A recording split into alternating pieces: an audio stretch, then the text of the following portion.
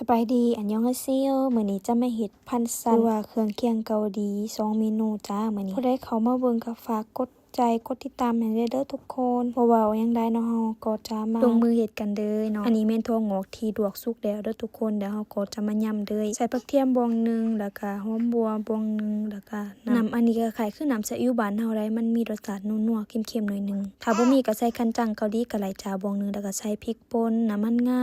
หลังจากนั้นก็คนโคเลให้เข้ากันลืมบอกไปใส่งาจักหน่อยนึงหรือว่าจะใส่ตอนท้ายก็ได้หลังจากนั้นเฮาก็คนให้มันเข้ากันโคเลเข้ากันได้เนาะมันจะออกรสชาติแบบว่านัวๆเค็มๆหน่อยนึงเด้อทุกคนให้มันเข้ากันดีเฮาก็ใส่กองไว้เด้อใส่ตู้เย็นกินได้ประมาณอาทิตย์นึงได้อันนี้นะแล้วก็โรยงาให้มันเป็นแบบสไตล์เกาหลีนะแล้วหลังจากนั้นเฮาก็จะมาเฮ็ดพันซันปลาแ